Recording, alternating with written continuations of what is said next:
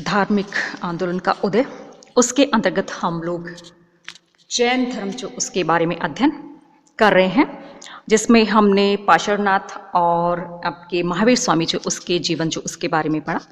अब हम अध्ययन करते हैं जैन धर्म जो उसके प्रमुख सिद्धांत कौन कौन से रहे थे, जिसमें सबसे पहली बात आती निवृत्ति मार्ग कि जैन धर्म आर्यों के प्रवृत्ति मूलक धर्म के विरुद्ध निवृत्ति मार्गी था।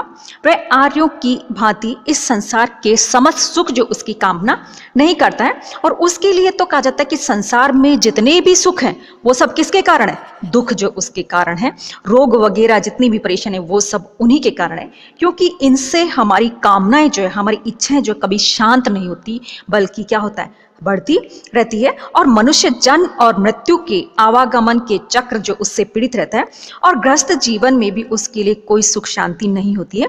जैन धर्म के अनुसार सारा संसार दुख में है, और इस दुख का मूल कारण कभी शांत नहीं होने वाली इच्छाएं होती है, जिससे मनुष्य पूरा जीवन भर घिरा रहता है।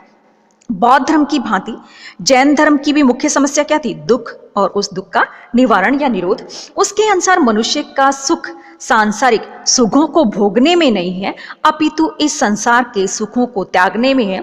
मनुष्य को सब कुछ छोड़कर, कभी अंत नहीं होने वाले दुख को छोड़कर, संसार से कोई संबंध नहीं रखकर भिक्षु बनकर जीवन व्यतीत करना चाहिए। इस प्रकार से जैन धर्म एक भिक्षुक धर्म माना गया है, और यह निवृत्ति मार्गी जो कि आर्यों की प्रवृत्ति मूलक विचारधारा जो उसके बिल्कुल अपोजिट है।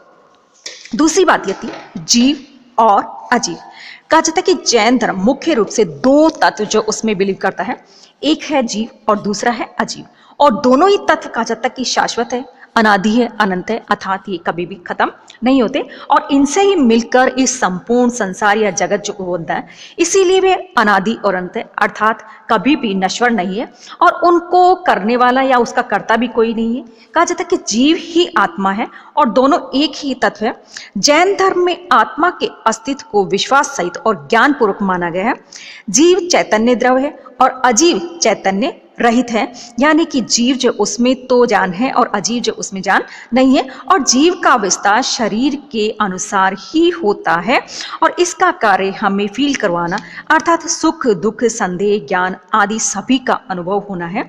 और जीव अजीव के ढांचे, यानी कि जो हमारा जैसे हमारा शरीर है उसके अंदर आत्मा होती है, तो ये हमारा जो बाहरी शरीर है उसके ढांचे जो उसके अंदर क्या होता है, लिपटा रहता है। और अजीव अवस्था जड़ पदार्थ को हम क्या कहते हैं? पदगुल, यानी कि जाहिर है हमारी मृत्यु हो जाती, उसके बाद में क्या हो जाता है कि शरीर और आत्मा जो कहते हैं अलग हो जाती, और आत्मा तो क्या कहते हैं अमर होती, लेकिन हमारा जो शरीर जो होता है वो नश्वर होता है, और उसको क्या कर दिया जाता है, अंततः उसको जला दिया जाता है या मिट्टी में सुपुर्द कर दिया जाता है। और कहा जाता है कि अजीव अवस्था जड़ पदार्थ या पदगुल को कहते हैं, और पदगुल उस वस्तु को कहते हैं जिसे जोड़कर बड़ा किया जा सके अथवा तोड़कर छोटा किया जा सके, और इसका सबसे छोटा भाग परमाणुओं के आपस में मिलने से ही है। और इस भौतिक संसार के विभिन्न रूप बनते, जिनके 5 गुण हैं, जैसे स्पर्श रस गंध वर्ण और शब्द। इस प्रकार से जीव और अजीव के मिलने से इस संपूर्ण सृष्टि या जगत जो उसकी रचना होती है। और जीव और अजीव के संबंध का माध्यम क्या होता है? कर्म, यानी कि हम जैसा कर्म करते हैं वैसा ही हमें जीवन मिलता है। और पदगुल ही कर्म है जो जीव को घेरे रहता है, जैसे खान में धातु मिट्टी में मिली रहती है, उसी प्रकार जीव इस कर्म नाम के बारीक मैटर जो उसमें सना रहता है, हर वह समय या जीव से चिपटा रहता है, और कर्म जीव पर रूप रंग रस और गंध की विशिष्ट छाप जो वो लगा देता है, जिसे लेशा या लेशा कहते हैं। और इसके अलग होना अर्थात पदगुल से अलग होना कर्म के बंधन को तोड़ना है, और कर्म के बंधन को तोड़ने का अर्थ है इस जन्म और मरण के चक्र जो उससे मुक्त होना है। और जब हम जन्म और मरण के चक्र जो उससे मुक्त हो जाते हैं तो क्या होता है? हमें मोक्ष जो उसकी प्राप्ति हो जाती है। तो इस प्रकार से इसका नाम मोक्ष पद है।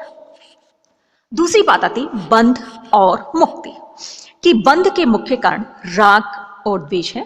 इन्हीं से 4 कषाय, यानी कि 4 बुरी चीजें जैसे क्रोध मान माया लोभ, इनका उदय या विकास होता है। राग और द्वेष जीव के या जीव जो उसमें आसक्ति या कामना का भाव पैदा करते हैं। इससे जीव अपना यानी कि विवेक शक्ति जो उसको खो बैठता है, और दुनिया में क्या करता रहता है? हमेशा भटक रहता है। वह राग और द्वेष से उत्पन्न कषाय, यानी कि जितनी भी बुराइयां हैं जैसे हिंसा झूठ चोरी लोभ आदि का सहारा लेता है। और जैनागम में कर्म क्रिया को नहीं कहते बल्कि पदगुल परमाणुओं को कहते हैं, और पदगुल परमाणु का बहना या बनना आश्रव कहलाता है। और यही आश्रव व्यक्ति के कर्म बंधन का कारण होता है। वह हिंसा आदि को सत्य और पाने योग्य समझकर जैसे ही उसके अनुरूप आचरण करता है तो कर्म के बंधनों में बंध जाता है, और इसी को क्या कहते हैं? बंध कहते हैं। इसी प्रकार से आश्रव और बंध पुनर्जन्म के मुख्य कारण है।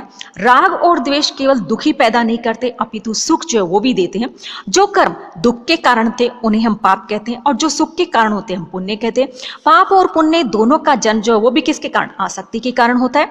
और पुण्य बंध से जीव का जो शरीर बनता है वह पाप बंध से बनने वाले शरीर से थोड़ा अलग होता है।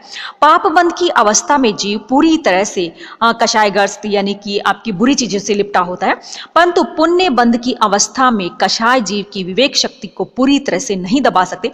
इसलिए पुण्य बंध की अवस्था में जीव में ये इतना ज्ञान रहता है या विवेक रहता है कि क्या चीज उसको ग्रहण करनी चाहिए और क्या नहीं करनी चाहिए, और क्या चीज छोड़नी चाहिए। इस प्रकार की जिज्ञासा का उदय ही राग द्वेष जो उसके ऊपर रोक लगाता है, और इस रोग को संवर कहते हैं। और इस संवर के परिणाम स्वरूप धीरे धीरे संचित कर्म जो थे वो कटते या नष्ट होते जाते हैं। और कर्म नाश की इस प्रक्रिया जो उसको क्या कहा है? निर्जरा कहा है। और पूर्ण निर्जरा की स्थिति का दूसरा नाम जो है क्या है? मुक्ति बताया गया। अगला बिंदु आता निर्वाण। निर्वाण से आप सभी अच्छी तरह से जानते हो कि राग द्वेष या आसक्ति के बंधन से मुक्ति ही क्या है? मोक्ष है। और मोक्ष ही क्या है? कि मोक्ष का ही दूसरा नाम निर्वाण बताया है।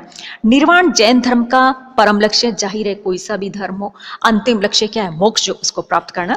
इसके लिए कर्म फल से मुक्ति आवश्यक होती है, और निर्वाण की अवस्था में मनुष्य सभी प्रकार की कामनाओं से मुक्त हो जाता है और उसे अंततः शांति मिल जाती है।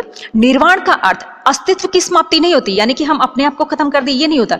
इसका अर्थ होता है जीव के भौतिक अंश के विनाश से होता है।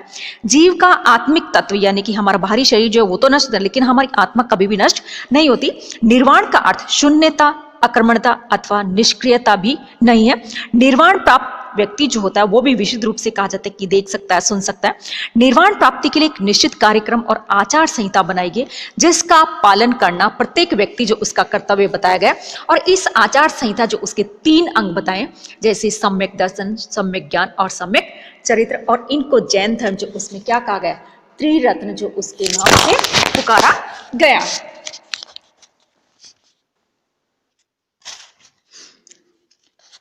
अब हम अध्ययन करते हैं त्रिरत्न के बारे में, जिसमें सबसे पहला क्या आता है?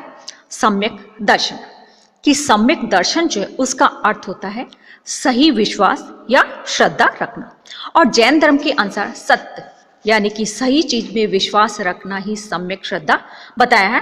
और उसके 8 अंग बताए हैं, यानी कि संदेह को दूर करना, आपके दिमाग में अगर किसी भी प्रकार का संदेह तो उसको दूर करना। दूसरा, सांसारिक सुखों की इच्छा को मिटाना। तीसरा, आसक्ति और विरक्ति से बचना। चौथा, गलत रास्ते की तरफ कभी नहीं जाना। गलत रास्ते से मतलब आपके रूट से नहीं है बल्कि दिमाग से। इसके अलावा अधकचरे विश्वासों से भ्रमित नहीं होना। इसके अलावा सही विश्वास पर जमे रहना और सभी के लिए समान प्रेम रखना। और जैन सिद्धांत तो जो होते हैं उनमें पूरी तरह से आस्था तथा विश्वास रखना। इसके लिए 3 प्रकार की मूर्खताएं जो उनसे भी बचने के लिए बताया है, कि जैसे लोक अंधविश्वास, जैसे हम लोग किसी भी चीज जो है उसको अपना लेते हैं बिना सोचे समझे और बिना तर्क की कसौटी पर खरी उतरे, तो इस प्रकार से अंधविश्वास जो उससे बचना। दूसरा, देवी देवताओं की पूजन से पुण्य की प्राप्ति, की हम लोग क्या करते हैं कि ऐसा मानते हैं कि देवी देवता जो उनकी पूजा अर्चना करेंगे, ये करेंगे, वो करेंगे तो क्या होगा? हमें पुण्य मिलेगा। लेकिन आपके जैन धर्म जो इस बात को स्वीकार नहीं करता है। इसके अलावा छली कपटी साधु संत जो उनके बहकावे में नहीं आना। आज भी हम देखते हैं कि बहुत से ढोंगी बाबा ये सब होते हैं और हम उनके बहकावे में आ जाते हैं, तो उनसे बचने के लिए भी कहा। दूसरा आता है सम्यक ज्ञान, कि आखिर सम्यक ज्ञान क्या है? इसका अर्थ होता है सही विचार, अर्थात सत्य और असत्य में भेद को अच्छे से समझ लेना। और इसके अनुसार 5 प्रकार का ज्ञान होता है, जैसे मति ज्ञान, जिसको कि इंद्रिय यानी कि जो हमारी इंद्रियां होती उनसे प्राप्त होता है, जैसे कि नाक जो उससे हम गंध जो है वो यानी कि स्मेल का अनुभव कर सकते हैं। दूसरा आता है श्रुति ज्ञान, जैसे कि हम सुनते हैं और सुनने से हमें जो ज्ञान प्राप्त होता है तो उसको सुनकर उसको श्रुति ज्ञान। इसके अलावा जैसे हम शास्त्र ज्ञान जो है वो किससे? सुनकर ही प्राप्त करते हैं। इसके अलावा अवधि ज्ञान, अवधि ज्ञान से यानी कि दूर देश काल का ज्ञान। इसके अलावा मन पर्याय यानी कि अन्य व्यक्ति के भावों और विचारों को जान लेने वाला ज्ञान जो होता है वह मन पर्याय कहलाता है। इसके अलावा केवल ज्ञान देश काल की सीमाओं से परे का संपूर्ण ज्ञान, और यह पूर्ण ज्ञान है जो कि निर्ग्रंथ को प्राप्त होता है और जीव में पूर्ण ज्ञान रहता है, परंतु भौतिक आवरण के कारण वह छिप जाता है और भौतिक तत्व का नाश होते ही जीव को पूर्ण ज्ञान प्राप्त हो जाता है और निर्ग्रंथ हो जाता है। तीसरा आता है क्या? सम्यक चरित्र।